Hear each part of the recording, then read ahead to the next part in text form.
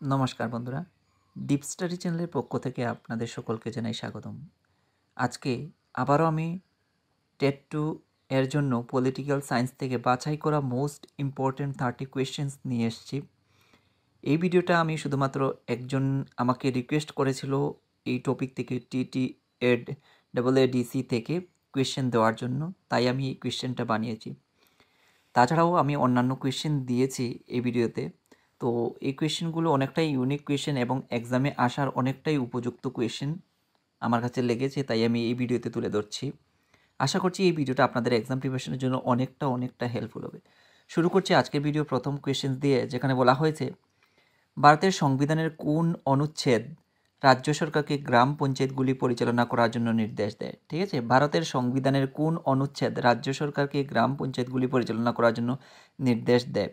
তো এটা একটা গুরুত্বপূর্ণ কোয়েশ্চেন, অবশ্যই সেটা সঠিক আনসার কি হবে মনে রাখবেন, অনুচ্ছেদ 40 অর্থাৎ 40 নং ধারাতে কিন্তু এরকমটা বলা হয়েছিল। আনসার হয়ে যাবে অনুচ্ছেদ 40 বা ধারা 40 হয়ে যাবে এই কোয়েশ্চেনের এগেনস্টে কারেক্ট আনসার। তারপর TTADC গঠিত হয়েছিল কোন আইন অনুসারে? TTADC গঠিত হয়েছিল কোন আইন অনুসারে? সেটা ত্রিপুরা উপজাতি এলাকা স্বায়ত্তশাসিত জেলা পরিষদ আইন 1979।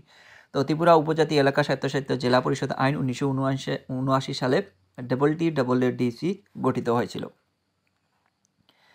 তারপর আমরা মুভ করছি 3 নম্বর কোয়েশ্চেনের দিকে, যেখানে বলা হয়েছে TTADC এর প্রথম সভাপতি কে ছিলেন? খুব ইম্পর্টেন্ট কোয়েশ্চেন, অবশ্যই মনে রাখবেন এবং TTET পেপার 2তে আসার অনেকটাই উপযুক্ত এই কোয়েশ্চেনটা, অবশ্যই মনে রাখবেন। TTADC এর প্রথম সভাপতি যিনি ছিলেন ওনার নাম হচ্ছে শ্রী প্রমোদ দেববর্মন। শ্রী প্রমোদ দেববর্মন ছিলেন এই TTADC এর প্রথম সভাপতি। তারপর আমরা মুভ করছি 4 নম্বর কোয়েশ্চেনের দিকে, যেখানে বলা হয়েছে TTADC এর অধীনে কতগুলি বিধানসভা কেন্দ্র রয়েছে? TTADC এর অধীনে কতটা বিধানসভা কেন্দ্র রয়েছে? 30টি। মনে রাখবেন 30টি কিন্তু বিধানসভা কেন্দ্র রয়েছে। তারপর আমরা মুভ করছি 5 নম্বর কোয়েশ্চেনের দিকে, যেখানে বলা হয়েছে TTADC এর অধীনে গঠিত জেলা পরিষদগুলির নাম কি? আমরা জানি যে TTADC এর অধীনে গঠিত জেলা পরিষদ কয়টি রয়েছে? 3টি। তো কী কী রয়েছে আমরা দেখে নিই। উত্তর ত্রিপুরা, দক্ষিণ ত্রিপুরা এবং পশ্চিম ত্রিপুরা। ঠিক আছে, মোস্ট ইম্পর্টেন্ট এই কোয়েশ্চেনগুলো, অবশ্যই সেগুলো মেমোরিতে রাখবেন। তারপর 6 নম্বর কোয়েশ্চেনের দিকে আমরা মুভ করছি, যেখানে বলা হয়েছে TTADC এর সদস্য সংখ্যা কত? তারপর TTADC এর সদস্য সংখ্যা হলো 40 জন। ঠিক আছে, প্রত্যেকটা কোয়েশ্চেনই কিন্তু এক্সাম ওরিয়েন্টেড আমি রাখার চেষ্টা করেছি এবং এক্সামে আসার উপযুক্ত এই কোয়েশ্চেনগুলো, অবশ্যই সেগুলো মাথায় রাখবেন। তারপর 7 নম্বর কোয়েশ্চেনের দিকে আমরা মুভ করছি, যেখানে বলা হয়েছে TTADC এর অধীনে কতটি জেলা পরিষদ রয়েছে? তো TTADC এর অধীনে কতটি জেলা পরিষদ? আমি পূর্বেই বলেছি উত্তর ত্রিপুরা, দক্ষিণ ত্রিপুরা এবং পশ্চিম ত্রিপুরা, এই 3টা জেলা পরিষদ রয়েছে। তো আসলে বলবেন 3টি। তারপর আমরা মুভ করছি 8 নম্বর কোয়েশ্চেনের দিকে, যেখানে বলা হয়েছে TTADC এর প্রধান কাজ কি? এর প্রধান কাজ হচ্ছে নিজের উপজাতি সম্প্রদায়ের উন্নয়ন ও সুরক্ষা করা।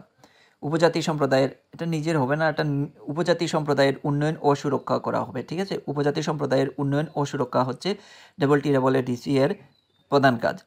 তারপর 9 নম্বর কোয়েশ্চেনের দিকে আমরা মুভ করছি, যেখানে বলা হয়েছে TTADC এর সদর দপ্তর কোথায় অবস্থিত? ঠিক আছে, অপশনগুলো কিন্তু সদর দপ্তর যখনই আসবে অপশনগুলো অনেকভাবে ঘুরিয়ে দেবে, তো সেক্ষেত্রে কনফিউজড হওয়ার কিছু নেই, সেটার সদর দপ্তর হচ্ছে আগরতলাতে। তারপর আমরা মুভ করছি 10 নম্বর কোয়েশ্চেনের দিকে, যেখানে বলা হচ্ছে ত্রিপুরার কত শতাংশ ভূখণ্ড বা এলাকা জুড়ে রয়েছে TTADC? তো 2/3 অংশ। ঠিক আছে, মনে রাখবেন 2/3 অংশ জুড়ে রয়েছে TTADC। তারপর 11 নম্বর কোয়েশ্চেনের দিকে আমরা মুভ করছি, যেখানে বলা আছে কে প্রস্তাবনাকে পলিটিক্যাল হরোস্কোপ বলে মন্তব্য করেছেন? এটা একটা মোস্ট ইম্পর্টেন্ট কোয়েশ্চেন এবং অনেকটাই ইউনিক কোয়েশ্চেন আমার কাছে লেগেছে, তাই আমি এই ভিডিওতে তুলে ধরছি। ঠিক আছে, তো অবশ্যই মনে রাখবেন পলিটিক্যাল হরোস্কোপ বলে যিনি উল্লেখ করেছেন ওনার নাম হচ্ছে KM মুন্সি, কিন্তু ভারতের যে প্রস্তাবনা ছিল সংবিধানে সেটাকে পলিটিক্যাল হরোস্কোপ বলে উল্লেখ করেছেন। তারপর আমরা মুভ করছি 12 নম্বর কোয়েশ্চেনের দিকে, যেখানে বলা হয়েছে ভারতীয় সংবিধানের কোন অংশটি আদালত কর্তৃক কার্যকর নয়? তো ভারতীয় সংবিধানের কোন অংশগুলি আদালত কর্তৃক কার্যকর নয়? সেটা হচ্ছে প্রস্তাবনা, মৌলিক কর্তব্য এবং নির্দেশমূলক নীতি। এগুলো কিন্তু ভারতীয় সংবিধানে আদালত কর্তৃক কার্যকর নয়। তারপর আমরা মুভ করছি 13 নম্বর কোয়েশ্চেনের দিকে, যেখানে বলা হয়েছে কোন মামলায় সুপ্রিম কোর্ট রায় দেয় যে প্রস্তাবনা হলো ভারতীয় সংবিধানের একটি অংশ?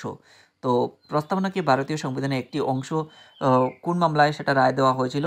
সেটা সুপ্রিম কোর্ট রায় দিয়েছিল কেশবানন্দ ভারতী মামলায়। মোস্ট ইম্পর্টেন্ট এই কোয়েশ্চেনটা, অবশ্যই সেটা মনে রাখবেন।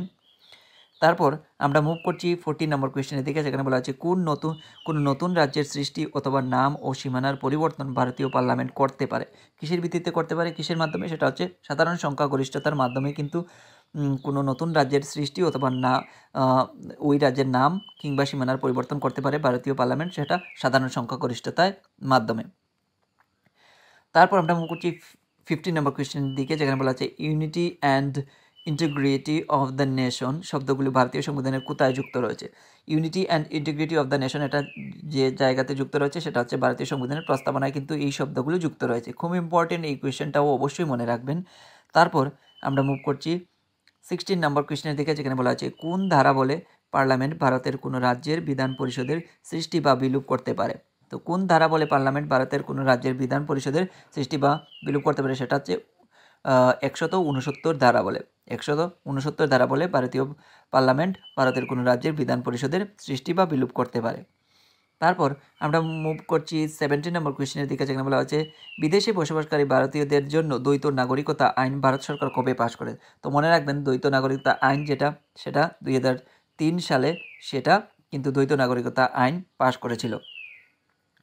তারপর আমরা মুভ করছি 18 নম্বর কোয়েশ্চেন, যেখানে বলা হয়েছে ভারতীয় সংবিধানের কোন ধারায় বলা হয়েছে যে রাষ্ট্র কোনো মৌলিক অধিকার বিরোধী আইন প্রণয়ন করলে তা বাতিল হয়ে যাবে। তো ভারতীয় সংবিধানের কোন ধারায় বলা হয়েছে যে রাষ্ট্র কোনো মৌলিক অধিকার বিরোধী আইন যদি প্রণয়ন করে তাহলে তা বাতিল হয়ে যাবে, সেটা হচ্ছে 13-2 নং ধারাতে। 13-2 নং ধারাতে কিন্তু এরকমটা মন্তব্য করা হয়েছে। এটাও কিন্তু অনেকটা ইউনিক কোয়েশ্চেন এবং অনেকটা ইম্পর্টেন্ট কোয়েশ্চেন, অবশ্যই সেটা মনে রাখবেন।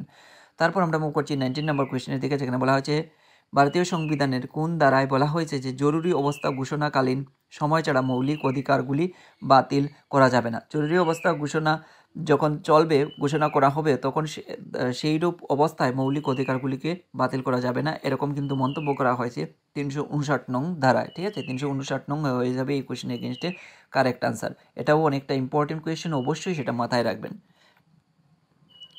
তারপর 20 নম্বর কোয়েশ্চেন, যেখানে বলা আছে বন্দি প্রত্যক্ষীকরণ কথাটির অর্থ কী। ঠিক আছে, এটাও একটা ইম্পর্টেন্ট কোয়েশ্চেন আমার কাছে লেগেছে, তাই আমি তুলে ধরেছি, অবশ্যই সেটা মনে রাখবেন। বন্দিকে সরাসরি আদালতে হাজির করাই হচ্ছে, আপনারা এই কোয়েশ্চেনটা বিভিন্ন জায়গায় পেয়ে যাবেন, তো মনে রাখবেন সেটার সঠিক আনসার হচ্ছে বন্দিকে সরাসরি আদালতে হাজির করাই হচ্ছে বন্দি প্রত্যক্ষীকরণ। তারপর 21 নম্বর কোয়েশ্চেন, যেখানে বলা হয়েছে প্রত্যেক রাজ্যের শাসন ব্যবস্থা সংবিধান অনুযায়ী পরিচালিত হচ্ছে কিনা তা দেখা কেন্দ্রের কর্তব্য। তা দেখা হবে, ঠিক আছে, একটু কারেকশন করবেন আপনারা এখানে। তা দেখা কেন্দ্রের কর্তব্য সংবিধানে কত নং ধারায় বলা হয়েছে। প্রত্যেক রাজ্যের শাসন ব্যবস্থা ঠিকভাবে পরিচালিত হচ্ছে কিনা তা দেখা কিসের কর্তব্য, কেন্দ্রের কর্তব্য। সংবিধানের কত নং ধারায় সেটা মন্তব্য করা হয়েছে, সংবিধানের 355 নং ধারায় কিন্তু এরকমটা মন্তব্য করা হয়েছে। এটাও কিন্তু মোস্ট ইম্পর্টেন্ট একটা কোয়েশ্চেন, অবশ্যই সেটা মনে রাখবেন। ঠিক আছে, তারপর আমরা মুভ করছি 22 নম্বর কোয়েশ্চেনের দিকে, যেখানে বলা হয়েছে জাতীয় জরুরি অবস্থা ঘোষিত হলে তা কত মাসের মধ্যে পার্লামেন্টে অনুমোদিত হতে হবে। তো কোনো জায়গাতে যদি বা কোনো রাজ্যে যদি জাতীয় জরুরি অবস্থা ঘোষিত হয়, সেক্ষেত্রে পার্লামেন্ট অনুমোদিত হতে হবে কত মাসের মধ্যে, সেটা 1 মাসের মধ্যেই কিন্তু পার্লামেন্টে অনুমোদন পেতে হবে। তারপর আমরা মুভ করছি 23 নম্বর কোয়েশ্চেনের দিকে, যেখানে বলা হয়েছে ভারতের মূল সংবিধান অনুসারে সুপ্রিম কোর্টের মোট বিচারপতির সংখ্যা কত ছিল। অর্থাৎ ভারতের যে মূল সংবিধান ছিল সেই মূল সংবিধানে কিন্তু সুপ্রিম কোর্টের মোট বিচারপতির সংখ্যা নির্দিষ্ট করে দেওয়া হয়েছিল কতজন, সেটা হচ্ছে 8 জন। ঠিক আছে, অবশ্যই সেটা মনে রাখবেন। তারপর 24 নম্বর কোয়েশ্চেন, যেখানে বলা হয়েছে ভারতীয় সুপ্রিম কোর্টের প্রথম মহিলা বিচারপতির নাম কী ছিল।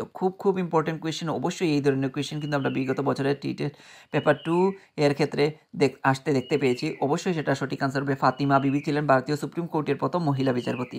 ঠিক আছে, তারপর 25 নম্বর কোয়েশ্চেন, যেখানে বলা আছে 0 আওয়ার কথাটির উদ্ভব হয়েছে কত দশকে। 0 আওয়ার যে কথাটার উদ্ভব হয়েছে সেটা হচ্ছে 60-এর দশকে কিন্তু 0 আওয়ার কথাটির উদ্ভব হয়েছিল।